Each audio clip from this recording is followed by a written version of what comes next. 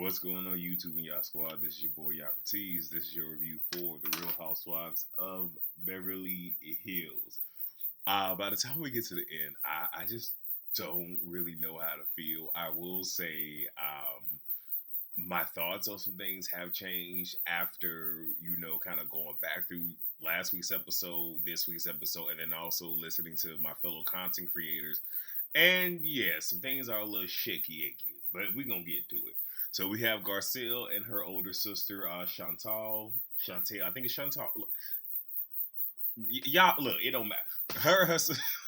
Look, she has purchased a beach house. She tells us, when she was in Haiti, the beach was one of her favorite places to be, and she never, knew. I guess then that people could have more than one piece of property, and now that she's in a place to where she can have it, this is something that she wants to do, and also kind of helping to create generational wealth, and not just that, having a place that her and her family can go to, change scenery, this, that, and the third. So the house that is there is a little bit, not even a little bit, it's bad. But she's actually going to just demolish the entire building and then build a brand new house. I believe 2 stories and whatnot. And by the sketches, it looks pretty cool. So good for her. We get Doree and Erica, the therapy session that Doree had several hours earlier is rehashed. They talk about Lois, passing on and how Lisa Rinna may be feeling. Then they talk about the Mexico trip and also that Diana will be providing her private jet, so they're fine. First class. And, obviously Erica feels away because, that used to be her. Well, look, used to be, so we don't care no more. So we have Kyle and Crystal. So she tells us Paris got married, cool. Kyle asks Crystal how she's doing. Crystal says, it's been hard. She doesn't like conflict and just, held on to everything, and pretty much then everything spilled out. She says to Kyle she will not repeat what Sutton said. And Kyle says, well, you shouldn't have said anything. And Crystal says, lesson learned. And though we're going to get to it again, all she had to say in the moment was, look, you guys wasn't there. Obviously there was a lot being said, and that's just that. And left it there. Don't have to say things are being dark because let me stop that. Because okay, hold on, give me just 1 second, y'all. Okay, I'm back. I have to find my place. I know y'all really don't care, but as I was, recording, I saw that, a transaction was trying to come out of my account. Luckily, the bank stopped it, and I had to make sure that they stopped anything trying to come from a certain account. Did a little bit of research. I think it's like League of Legends or something like that, and how people's accounts have been hit up because it was $100 transaction, and people have had multiples happen within like a 5-minute span. So, whew, okay. Might have been Erica Jane. But anyway, let's get back to this. I kid. So, Kyle says to Crystal she thinks that she's gaslighting this situation. And Crystal has the audacity to tell her that she needs to watch that word. Now, ma'am. Now, what we not finna do is we not finna sit here and police other people's verbiage when you don't want them policing yours.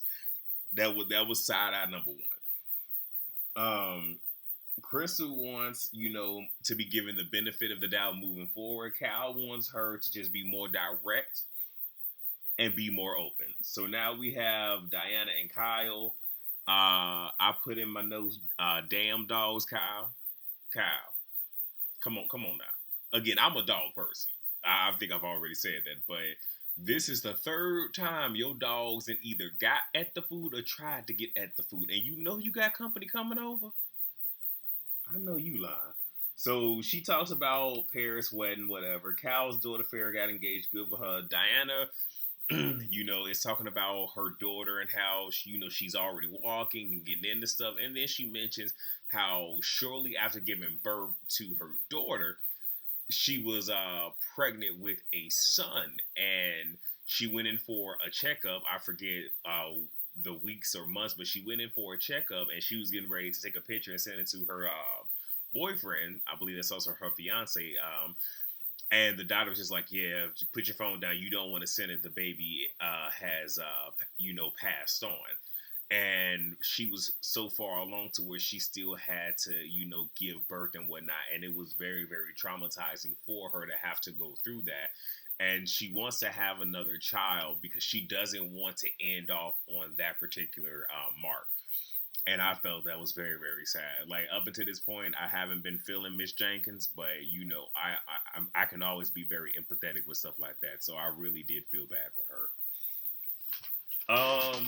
What else? So we have Garcelle and Sutton. They rehashed the event. Sutton says, she and Crystal, they talked about this over the summer, and then Garcelle just wants to know, like, okay, well, what was it? Because this is crazy. So she pretty much shared a story how she had kids from different ethnic backgrounds come over. They were in the pool, and she was just saying how this is how she feels the world should be, where there should be no barriers and everybody being able to come together and get along.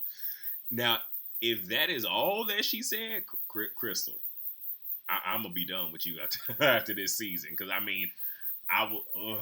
tried to rock with you as long as I could last season. If this is it, yeah, I'm pretty sure what's going to end up happening is they're going to get rid of Crystal, because I think her only saving grace was all of the Asian hate that was happening around the time of the reunion.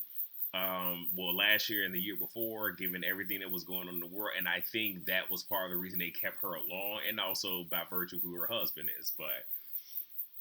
Yeah, and Garcelle feels like there has to be a missing piece, and I do too. Like, because if this is it, now come on. Like, I don't know. So we have a montage of Lois.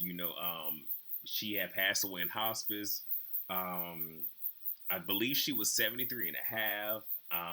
And you know, Lisa is pretty much taking it hard, given the fact that there was a do not resuscitate order, in addition to no feeding tube, this, that, and the third. And she had mentioned, like, it's hard when you have to make that decision, and it's like, technically you didn't make that decision, your mother did.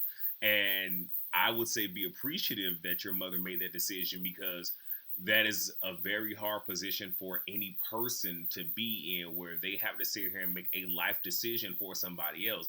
And I guess the mom whole thing is, I've lived my life. It is what it is. There is no need to burden y'all any longer. And I'm assuming that's what it is. And what I'm about to say may come off as being insensitive. If so, I don't apologize, but this is just where I stand. I do believe that when you have someone who that the clock is truly ticking for them, that as hard as it may be to go through those motions, it's like, and for me, I feel like that is a blessing, because definitively the time is coming. You don't know the exact hour, but you know that it's coming, and it gives you a time to really, whatever peace that needs to be made can be made with said person. You can sit here and truly send that person off well, rather than people losing someone and it's just very sudden and there was no indications that it was coming. And I'm saying that from someone who lost their father, where though he and I, we were never close, but to know that he was home by himself because he was stubborn and didn't want anybody living with or around him. And then he slipped in, the bathroom, hit his head, closed his eyes, and it's always been said, if you hit your head or whatever, to never close your eyes. He closed his eyes, did not wake back up. And that was one of those where it was sudden, and hearing it, granted, it sent me into a tizzy, because, again, wasn't expecting to hear that. And I'm not saying that, having to watch someone you love pass is easy, but there is a comfort in knowing that that time is coming and you can prepare for it if you weren't already prepared. Hopefully that made sense. So they go to Mexico. You have Sutton, Erica, and Crystal in the vehicle together, and they said that is the opera vehicle, which it was. I forget who it was. I think Garcelle was saying, I think it was 3 different vehicles. I could be wrong, but I know she was saying, I bet you Dorit is probably trying to speak Spanish, to the person in the other vehicle, knowing that they probably go respond to her in English, and that is exactly what happened. So we get to dinner, and Kyle asks Renna, how she feels. This is Kyle playing producer. And Lisa said it hasn't hit her yet, which is understandable. You have some people where time doesn't necessarily stop, or you have people where they will find a way to block it out of their mind. Like, I know for me, if I'm trying to get away from something, I throw myself into work, and I work myself to exhaustion. So by the time my head hits a pillow, I'm so tired to where I can immediately fall asleep without having to think about what it is that I'm trying not to think about. So this could be the same instance for Lisa. So Lisa says she's been gone for a week. Has she missed anything? Garcelle says not at all, even though, yeah. And I'm pretty sure that Lisa is aware of what it is that has, occurred because, she's someone plays producer too. And Sutton says, you missed my store event. And then there's an awkward energy. And Sutton says, she was busy and missed things and asked about a conversation that was about her, but without her. And Crystal says, well, we also had a conversation at your event too, referencing the same thing. Sutton says she doesn't want to be misconstrued. She wants no untruths, to be spoken. And Crystal says, she was uncomfortable with what was being said, but they talked about it. And Sutton asks, why bring it up? And says she wants to trust this friendship. Now, asking her why she brought it up, again, I did say it was Garcelle that spearheaded it, but in terms of just mentioning it was something that was dark, and also was like, yeah, Crystal, you did, say that, and I'll get to it. So Crystal says, words are like Rorschach, and Garcelle's kind of looking like, what is that? And, they was like, it's the blot test. And, then Chris says, I know these are big words. Now, that was shady as hell. And the look on Garcelle looked like she wanted to sit here and use a lot of sentence enhancers to address this woman, but she didn't. But right there is, here you go, phrasing words in such a way where it's meant to be a dagger. And it's just like, okay, now you're really not helping yourself. Because again, in going through, like initially going through last week's episode, I understood where she was coming from in terms of don't police what I'm saying, these are my feelings, blah, blah, blah.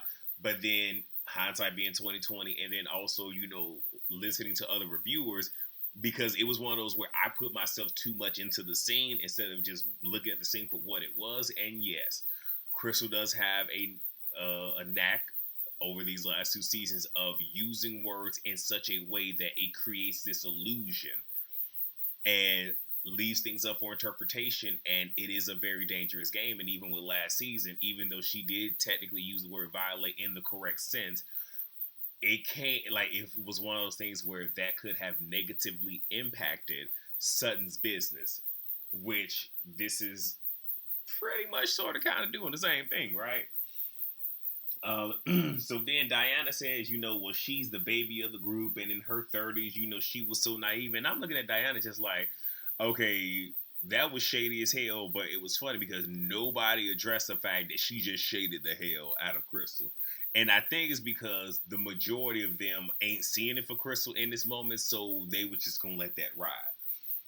So Sutton says Crystal has tried to assassinate her character twice, and this makes her nervous.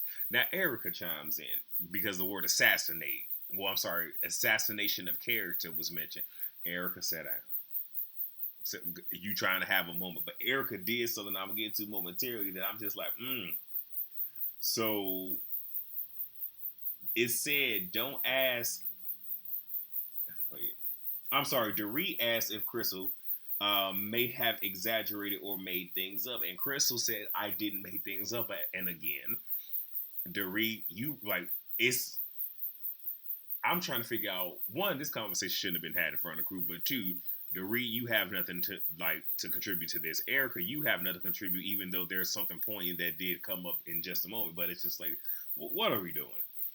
So Crystal says she didn't make things up. Erica asked Sutton how she feels about this. Now, this was interesting to me. So the fact that Erica is asking Sutton, somebody who she has had an issue with up until this point, asking her, not everybody else, but how do you feel about this? I'm trying to figure out, so is your beef with Sutton, is this just for TV? Is this just for play?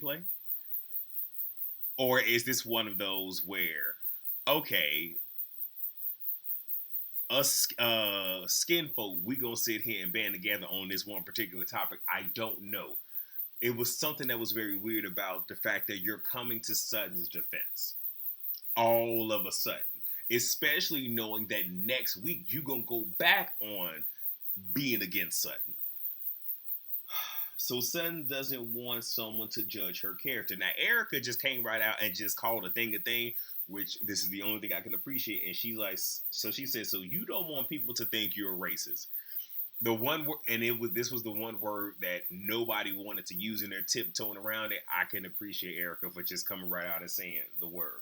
The ladies are gassing Sutton up because now Sutton is, pretty much telling Crystal how she doesn't like this, that, and the third.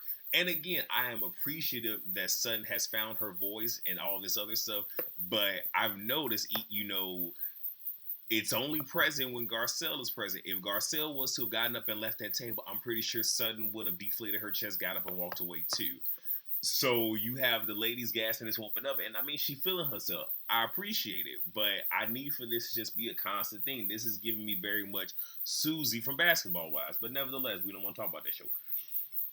So Crystal says she didn't bring it up. Sutton says you did, and there is a pattern, and you say things behind your friend's back. Now, right there, here Sutton goes throwing something out there, right? Erica wants to know. Sutton doesn't want to talk about it. So now, why is that nobody is pressuring Sutton to go ahead and say, well, what is being said behind the backs of friends? Because Sutton's like, oh, well, it's her other friend, but it doesn't matter. So Crystal has to defend or explain what was so dark, but Sutton doesn't have to explain what's being said behind people's back.